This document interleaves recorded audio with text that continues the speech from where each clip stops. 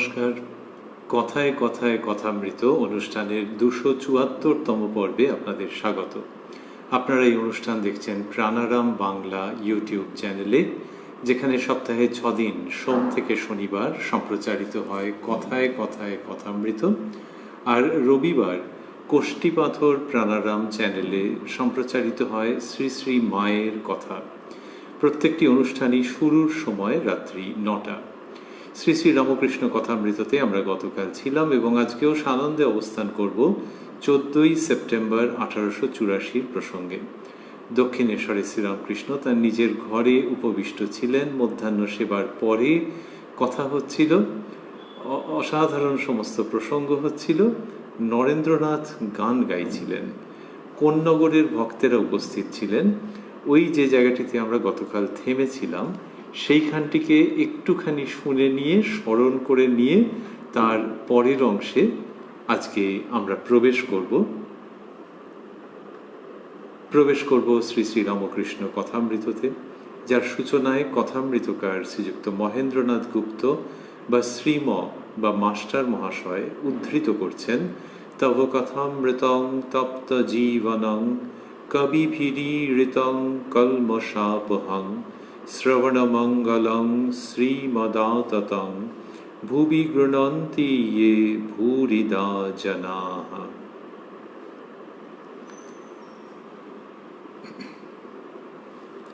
নরেন্দ্র গান গাহিতেছেন। গতকাল আমরা শুনেছি নরেন্দ্র গান গাহিতেছেন, যাবে কি হে দিন আমার বিফলে চলিয়ে, আছি নাথ দিবানিশি আশা পথ নিরখিয়ে।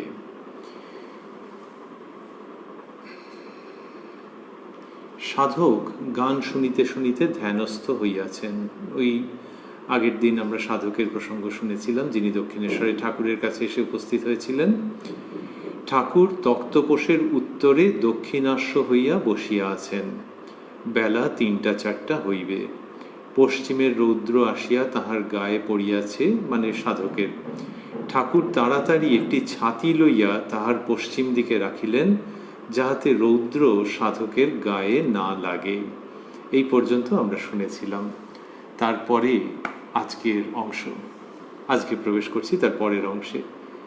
নরেন্দ্র গান গাহিতেছেন, মলিন পঙ্কিল মনে কেমনে ডাকিব তোমায়, পারে কি তৃণ পশিতে জ্বলন্ত অনল যথায়, ইত্যাদি। এরপর আবারও মাস্টারমশাই লিখছেন, নরেন্দ্র গান গাহিতেছেন। গান, সুন্দর তোমার নাম দীন শরণ হে। এই প্রথম পংক্তিটি মাস্টারমশাই স্থূলাক্ষরে দিয়েছেন। সুন্দর তোমার নাম দীন শরণ হে, বহিছে অমৃত ধার জুড়ায় শ্রবণ ও প্রাণ রমণ হে। গভীর বিষাদ রাশি নিমেষে বিনাশে, যখনই তব নাম সুধা শ্রবণে পরশে। হৃদয় মধুময় তব নাম গানে, হয় হে হৃদয়নাথ চিদানন্দ ঘন হে। সুন্দর তোমার নাম দীন শরণ হে। মাস্টারমশাই লিখছেন, নরেন্দ্র যেই গাহিলেন হৃদয় মধুময় তব নাম গানে, ঠাকুর অমনি সমাধিস্থ। সমাধির প্রারম্ভে হস্তের অঙ্গুলি, বিশেষত বৃদ্ধাঙ্গুলি স্পন্দিত হইতেছে। কোন্নগরের ভক্তেরা ঠাকুরের সমাধি কখনো দেখেন নাই। ঠাকুর চুপ করিলেন দেখিয়া তাহারা গাত্রোত্থান করিতেছেন। এইরকম হচ্ছে ঘটনা।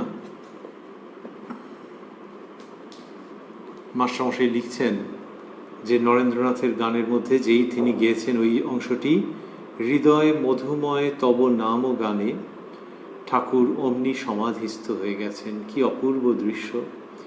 এবং হাতের আঙুলগুলো একটু স্পন্দিত হচ্ছে। তারপরে কোন্নগর বলছেন যে কোন্নগরের ভক্তেরা ঠাকুরের সমাধি কখনো দেখেন নাই। ঠাকুর চুপ করিলেন দেখিয়া তাহারা গাত্রোত্থান করিতেছেন, মানে তারা ভেবেছেন যে তিনি যখন চুপ করে গেছেন তাহলে আমরা আসি, এরকম ভেবেছেন। আগে যেহেতু সমাধি দর্শন করেননি। ভবনাথ, আপনারা বসুন না, এর সমাধি অবস্থা। ভবনাথ বাবু, শ্রীযুক্ত ভবনাথ চট্টোপাধ্যায় মহাশয়, নরেন্দ্রনাথ অর্থাৎ উত্তরকালে যিনি স্বামী বিবেকানন্দ তাঁর বন্ধু, তিনি বসতে বললেন কোন্নগরের ভক্তদের, বললেন যে ঠাকুরের এটি সমাধি অবস্থা। কোন্নগরের ভক্তেরা, মাস্টারমশাই লিখছেন, কোন্নগরের ভক্তেরা আবার আসন গ্রহণ করিলেন। নরেন্দ্র গাহিতেছেন, দিবানিশি করিয়া যতন হৃদয়েতে রচেছি আসন, জগৎপতি হে কৃপা করি সেথা কি করিবে আগমন। ঠাকুর ভাবাবেশে নিচে নামিয়া মেঝেতে নরেন্দ্রের কাছে বসিলেন। তারপরে আবারও গান চলছে। এবার আমরা ভাবছি যে নরেন্দ্রনাথ গান গাইছেন যেটি, দিবানিশি করিয়া যতন হৃদয়েতে রচেছি আসন, জগৎপতি হে কৃপা করি সেথা কি করিবে আগমন। এই যে জগৎপতি হৃদয় আসনে আগমন করবেন কি না, যে হৃদয় আসনে যত্ন করে ব্যবস্থা করা হয়েছে, আসন করা হয়েছে যত্ন করে, সেই হৃদয় আসনে জগৎপতি কৃপা করে আগমন করবেন কি না, এই ভাব যখন গানের মধ্যে ব্যক্ত হচ্ছে, তখন কি হচ্ছে, ঠাকুর ওই তার যে খাটটিতে বসেছিলেন, চৌকি মতো তো, সেটি থেকে নেমে নরেন্দ্রের কাছে বসলেন এবং ভাবাবেশে, অর্থাৎ বোঝাই যাচ্ছে যে নরেন্দ্রনাথের প্রতি তার যে প্রেম ভালোবাসা, সেটি যেন উথলে উঠছে যখন নরেন্দ্রনাথ সঙ্গীত পরিবেশন করছেন। নরেন্দ্রনাথ সুকণ্ঠের অধিকারী, শুধু তাই নয়, তার সঙ্গীতে অপূর্ব পরিবেশ রচিত হয়। ঠাকুর সেই ভাব থেকে, ভালোবাসা থেকে, সেই অন্তরঙ্গ প্রেমের অনুভূতি থেকে নরেন্দ্রনাথের পাশে এসে বসছেন।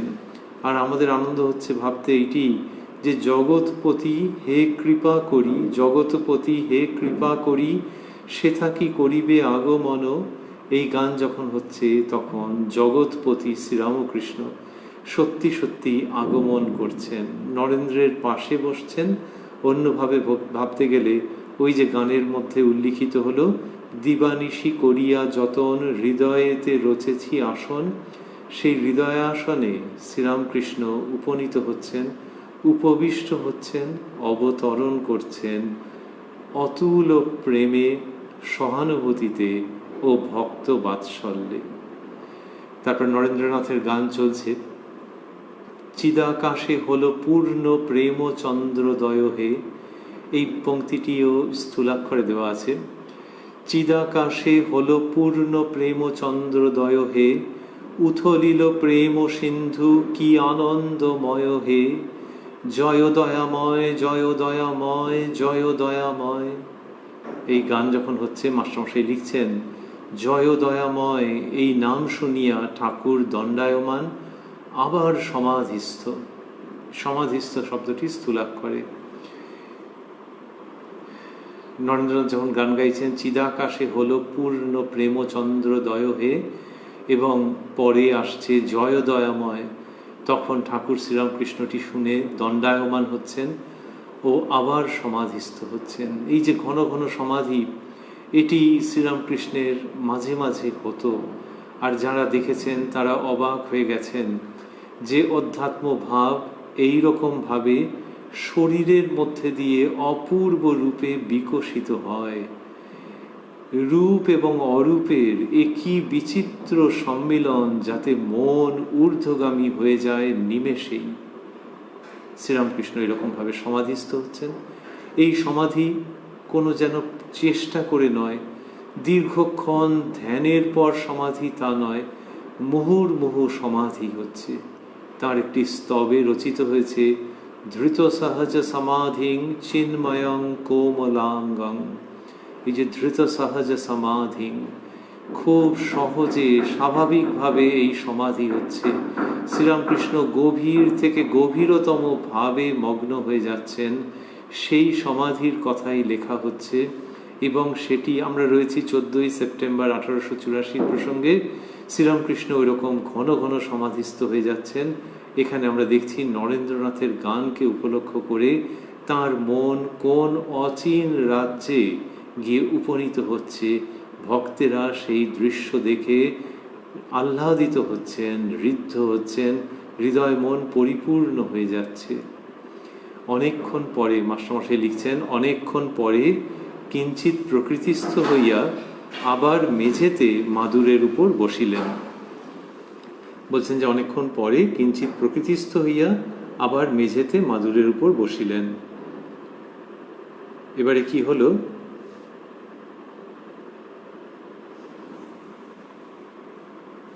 নরেন্দ্র গান সমাপ্ত করিয়াছেন, তানপুরা যথাস্থানে রাখা হইয়াছে, তানপুরা যথাস্থানে রাখা হইয়াছে। ঠাকুরের এখনো ভাবাবেশ রহিয়াছে। ভাবাবস্থাতেই বলিতেছেন, এ কি বলো দেখি মা, মাখন তুলে মুখের কাছে ধরো, মাখন তুলে মুখের কাছে ধরো। পুকুরে চার ফেলবে না, ছিপ নিয়ে বসে থাকবে না, মাছ ধরে ওর হাতে দাও। কি হাঙ্গাম! মা, বিচার আর শুনবো না, সারারা ঢুকিয়ে দেয়, কি হাঙ্গাম, ঝেড়ে ফেলবো।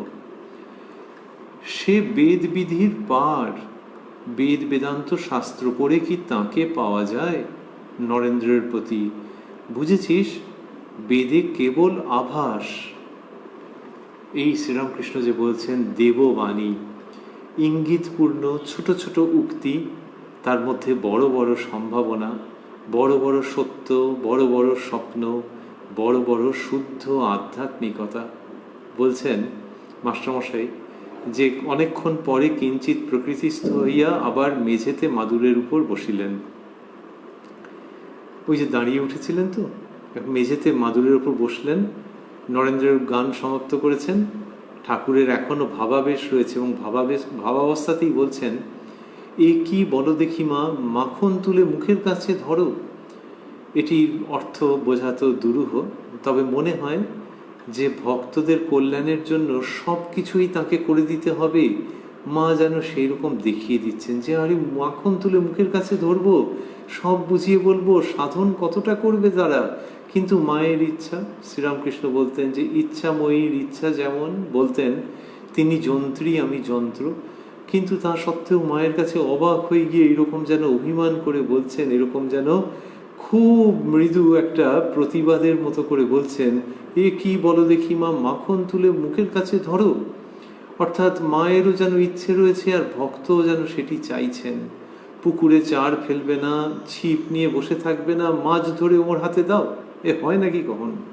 তার মানে সাধন না করে পাবে, আর মাও যেন সেরকম চাইছেন। কি হাঙ্গাম! তারপরে আবার অন্য প্রসঙ্গ আসছে, বলছেন মা বিচার আর শুনবো না। এই যে মা বিচার আর শুনবো না কথাগুলি স্থূলাক্ষরে, সালারা ঢুকিয়ে দেয়, কি হাঙ্গাম, ঝেড়ে ফেলবো।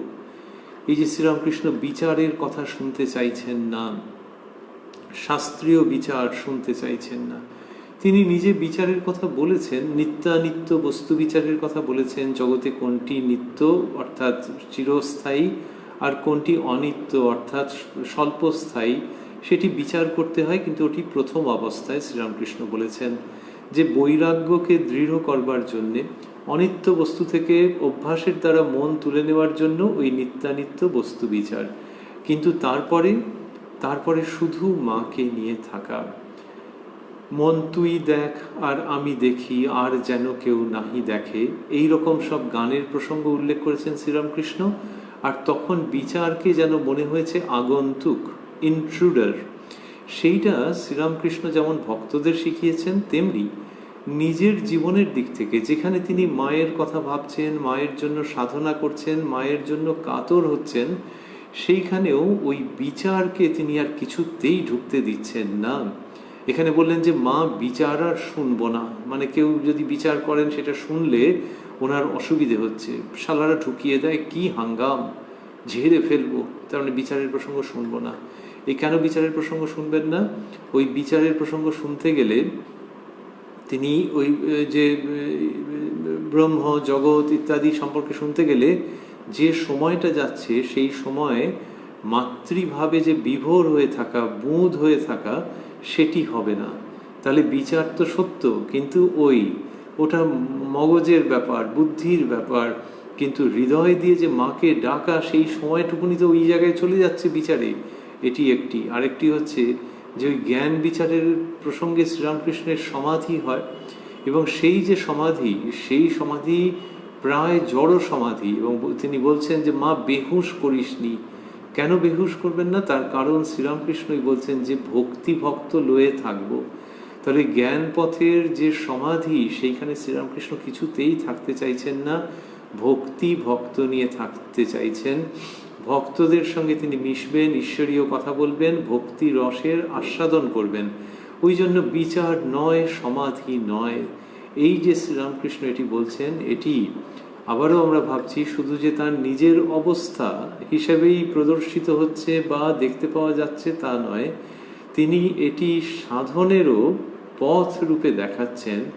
যে মায়ের নামে, ইষ্টের প্রতি ভক্তিতে, ভাবে, ভালোবাসায় যদি বিভোর হওয়া যায়, তখন আর জ্ঞান বিচারের কথা শুনতে ইচ্ছে করে না। জ্ঞান বিচার ওই প্রাথমিক পর্বে দরকার ছিল, কিন্তু তারপর নিজেকে জগতের এই রূপ রস আসক্তি থেকে সরিয়ে নিয়ে এসে একেবারে ডুব দে রে মন কালী বলে হৃদি রত্নাকরের অগাধ জলে, সেইটি শ্রীরামকৃষ্ণ একই সঙ্গে বাণী রূপেও উপস্থাপন করছেন।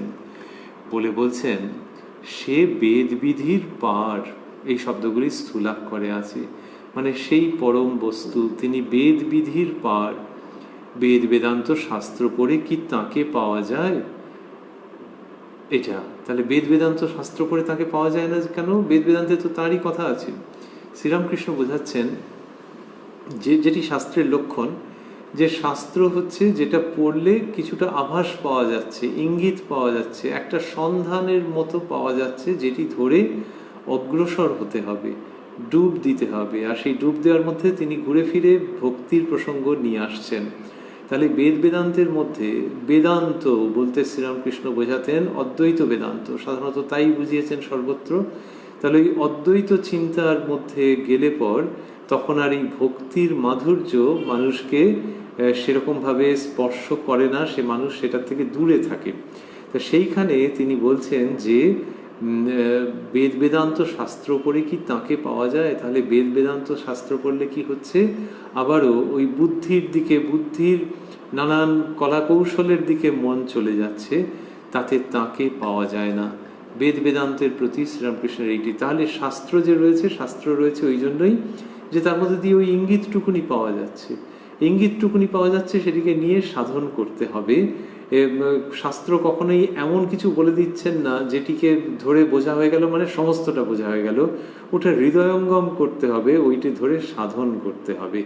আর বেদ বেদান্ত যখন তিনি বলছেন শ্রীরামকৃষ্ণ একসঙ্গে, বেদ বেদান্ত শাস্ত্র পড়ে কি তাকে পাওয়া যায়, এর মধ্যে যে বেদান্তের প্রসঙ্গ রইল, সেখানে ওই অদ্বৈত পথের প্রতি শ্রীরামকৃষ্ণের যে একটা বিশেষ নির্দেশনা, যে অদ্বৈত পথ কলিকালের মানুষের জন্য নয়, কলিকালে ভক্তিযোগ। কারণ কলিকালে মানুষের অন্নগত প্রাণ, সেটিরও ইঙ্গিত থেকে যাচ্ছে। যখন বলছেন বেদ বেদান্ত শাস্ত্র পড়ে কি তাকে পাওয়া যায়, শ্রীরামকৃষ্ণটিকে সরিয়ে রাখছেন যেন। এবং আমরা দেখছি নরেন্দ্রনাথের প্রতি তিনি বলছেন, মাস্টারমশাই লিখছেন নরেন্দ্রের প্রতি, বুঝেছিস বেদে কেবল আভাস, এই শব্দগুলিকে স্থূলাক্ষরে দেওয়া আছে।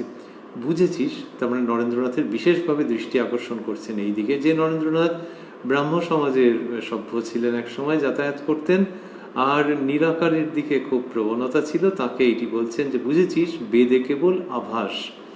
তাহলে এর দুটি দিক রয়েছে। একটি হচ্ছে যে এই যে যা কিছু বললেন সেগুলি, সে বেদ বিধির পার এই কথা বলছেন, আর বলছেন যে বেদ বেদান্ত শাস্ত্র পড়ে কি তাকে পাওয়া যায়। তাহলে মানে এটা নরেন্দ্রনাথের বিশেষভাবে দৃষ্টি আকর্ষণ করছেন তো বটেই এই দিকটি।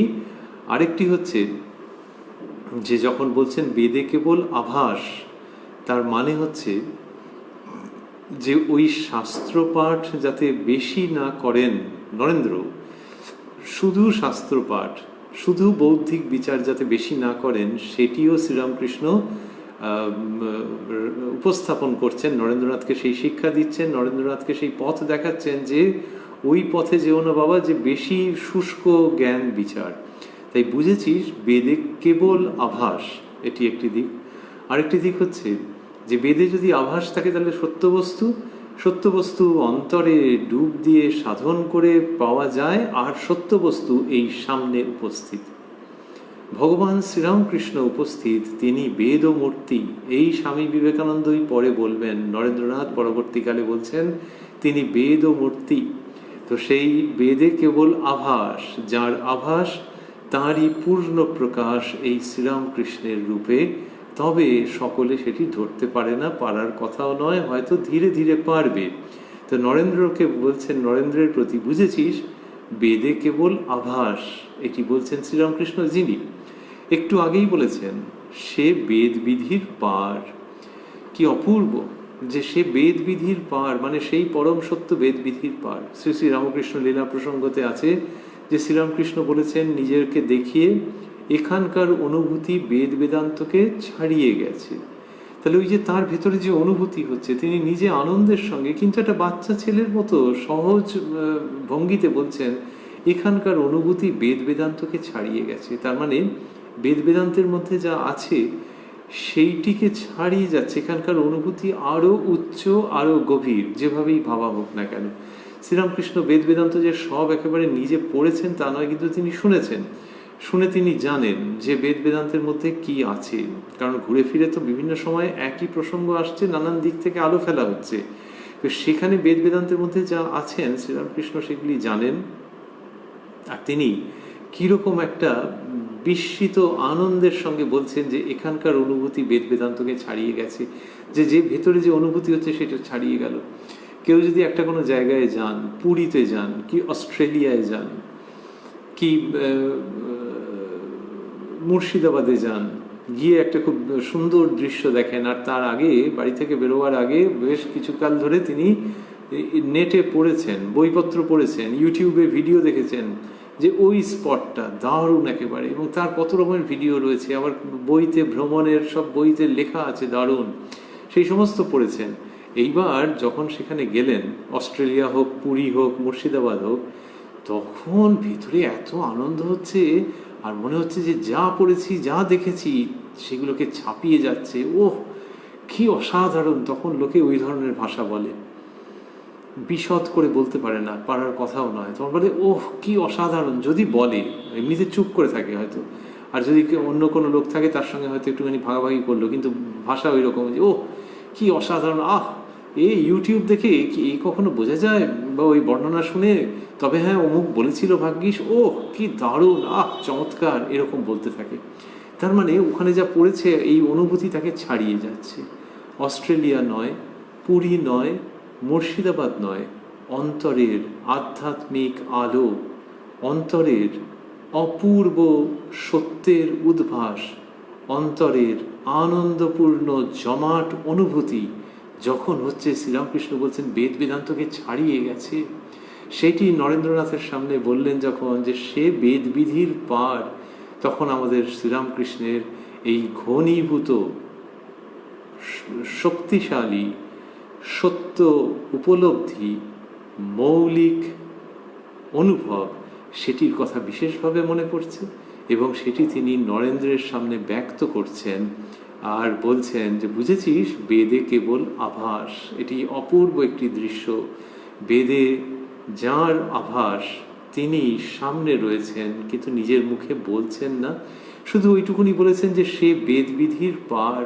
এই সে বেদবিধির পার কে বলতে পারে?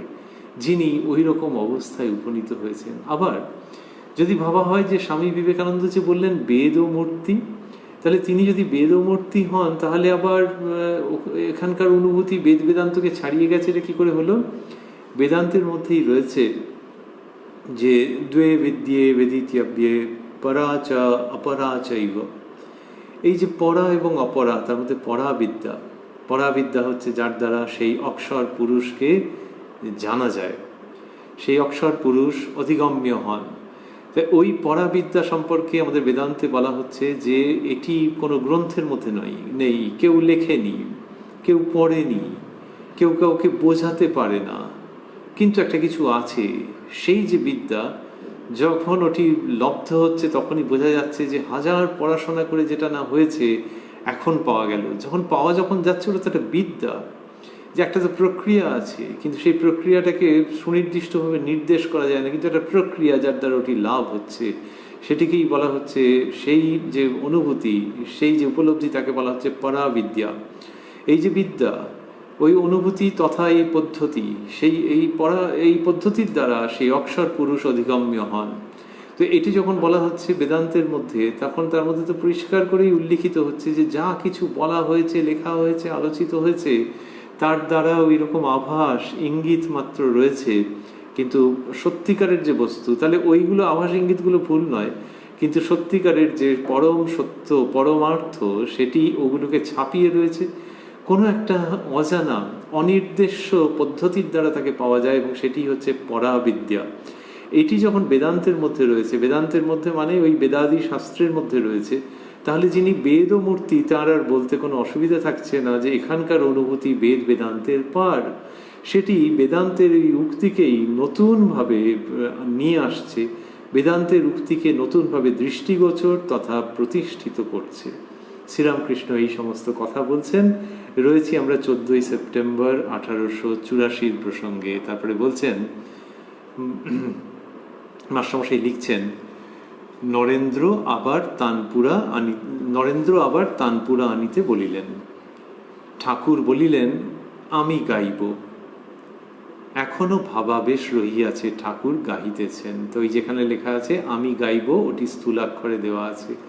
তো নরেন্দ্র তানপুরা আনতে বলেছেন, ঠাকুর বলছেন আমি গাইব।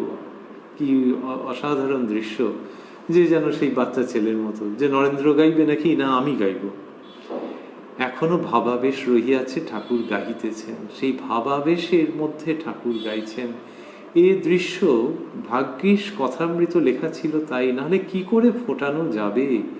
এই দৃশ্যের মধ্যে কথা রয়েছে, এই দৃশ্যের মধ্যে বর্ণ রয়েছে, এই দৃশ্যের মধ্যে নৈশব্দ রয়েছে। ঠাকুর ওই যে ভাবাবিষ্ট হয়ে রয়েছেন। তো মাস্টারমশাই লিখছেন যে এখনো ভাবাবেশ রহিয়াছে, তার মানে পুরো কথা বলতে পারছেন না। তাই এই দৃশ্যের মধ্যে যেমন শব্দ আছে, তেমনি নৈশব্দ আছে।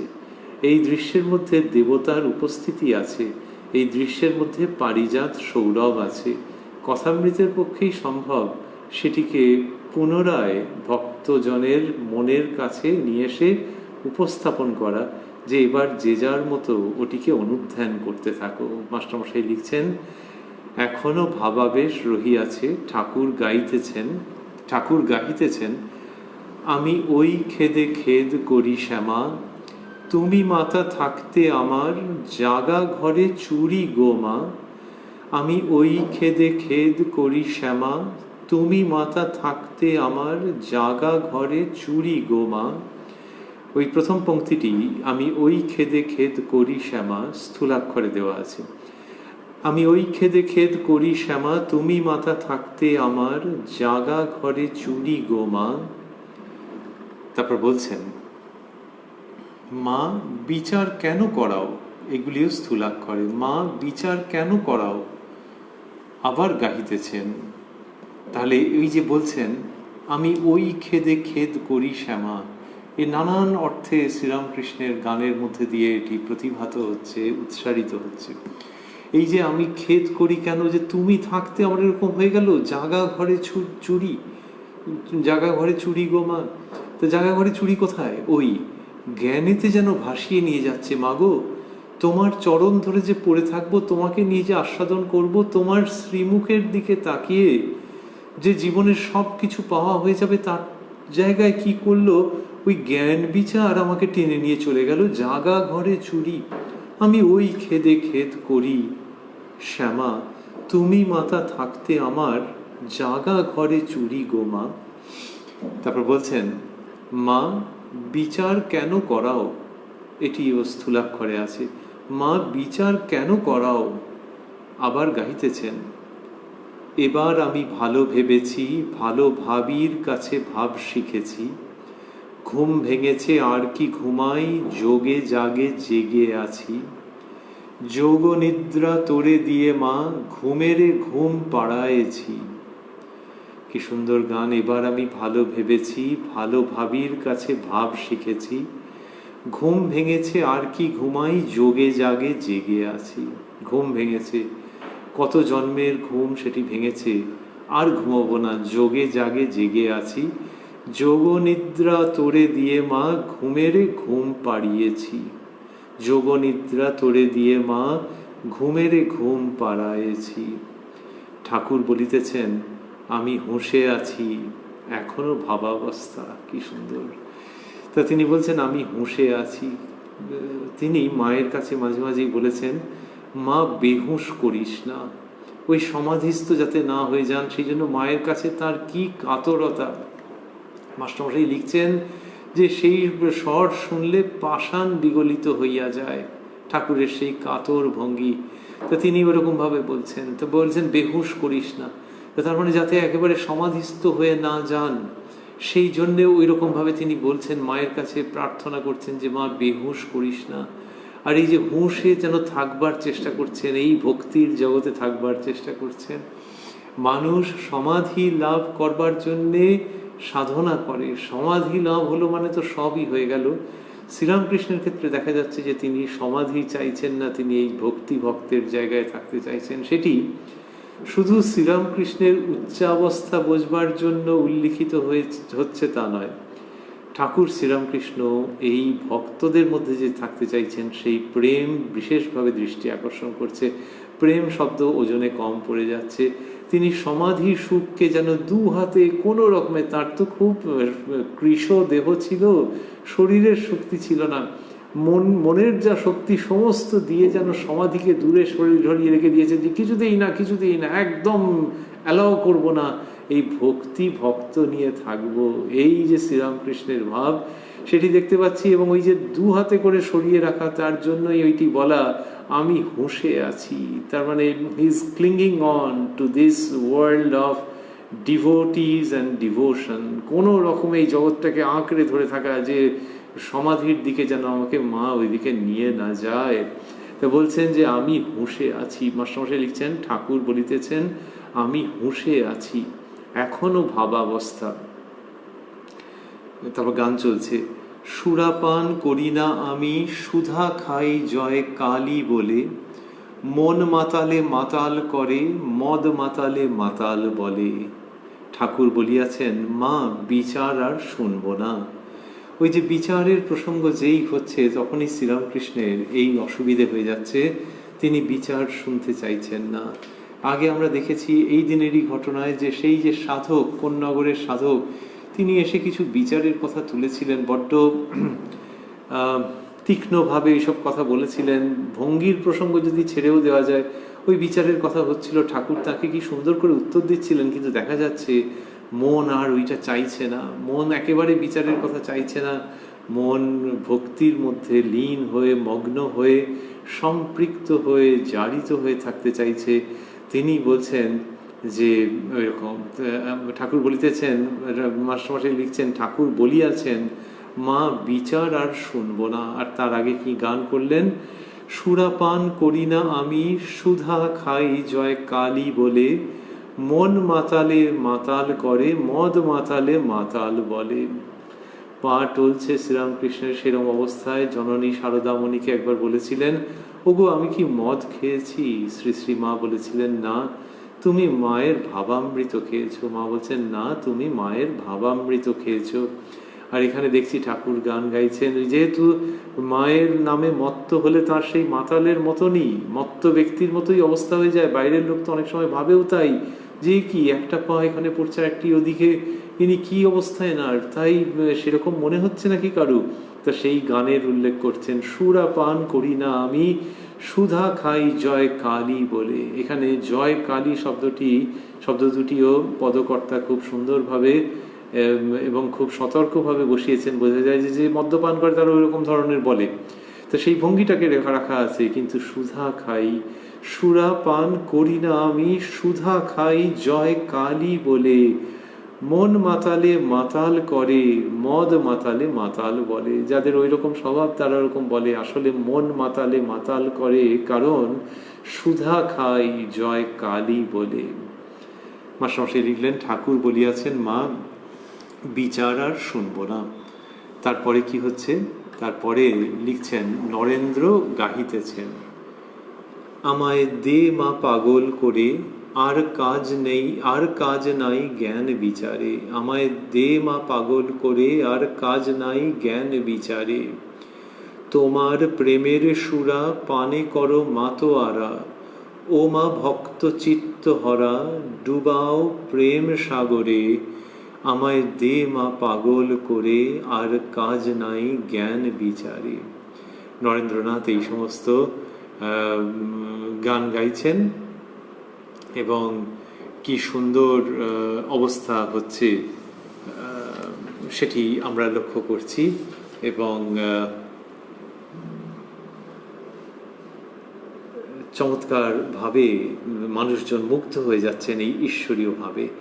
নরেন্দ্র গাহিতেছেন, মাস্টারমশাই যেটি লিখলেন সেটি কি, যে আমায় দে মা পাগল করে, আর কাজ নাই জ্ঞান বিচারে। ওই ঠাকুরের ভাব, সেটিকে অনুসরণ করে, সেটির অনুষঙ্গে, সেটির সঙ্গে সঙ্গতি রেখে নরেন্দ্রনাথ এটি গাইছেন। তাহলে কীরকম হয়, যখন গান হয় তখন তার সঙ্গে কিছু বাজে সঙ্গত হয়, তাহলে গানের সঙ্গে সঙ্গত এরকমই বেশিরভাগই শোনা যায়। আর এখানে গানটাই সঙ্গতের কাজ করছে। কীরকম, ওই যে মাস্টারমশাই লিখলেন, ঠাকুর বলিয়াছেন মা বিচার আর শুনবো না, ওই উক্তির সঙ্গে সঙ্গত করছে এই গান, আমায় দে মা পাগল করে, আর কাজ নাই জ্ঞান বিচারে। ঠাকুর পরিবেশন করছেন, নরেন্দ্রনাথ সঙ্গত করছেন। সঙ্গীতের দ্বারা অপূর্ব সঙ্গত, ভারী সঙ্গত মেলবন্ধন। বলছেন নরেন্দ্রনাথ গাইছেন, আমায় দে মা পাগল করে, আর কাজ নাই জ্ঞান বিচারে। তোমার প্রেমের সুরা পানে করো মাতোয়ারা, ও মা ভক্ত চিত্ত হরা, ডুবাও প্রেম সাগরে। কি অসাধারণ পরিবেশ দক্ষিণেশ্বরে তৈরি হচ্ছে, আমরা সেটা অনুমান করতে পারি। মাস্টারমশাই লিখছেন, ঠাকুর ঈষৎ হাসিতে হাসিতে বলিতেছেন, দে মা পাগল করে, তাকে জ্ঞান বিচার করে, শাস্ত্রের বিচার করে পাওয়া যায় না। তো ঠাকুর কি করলেন, যে ঈষৎ হাসিতে হাসিতে বলিতেছেন, নরেন্দ্রনাথ গান গাইছেন তো, আর ওই যে আমরা বলছিলাম যে ঠাকুরের সঙ্গে সঙ্গত হচ্ছে, ঠাকুরের ভাবের সঙ্গে খুব সঙ্গত হচ্ছে। তো ঠাকুর ঈষৎ হাসিতে হাসিতে বলিতেছেন, দে মা পাগল করে, তাকে জ্ঞান বিচার করে, শাস্ত্রের বিচার করে পাওয়া যায় না। কথামৃতের মধ্যে এই ভাব ঘুরে ফিরে বিভিন্ন সময়ে আসছে। তখনকার দিনের মানুষ নিরাকার সাকার এইসব নিয়ে অনেক চিন্তা করতেন।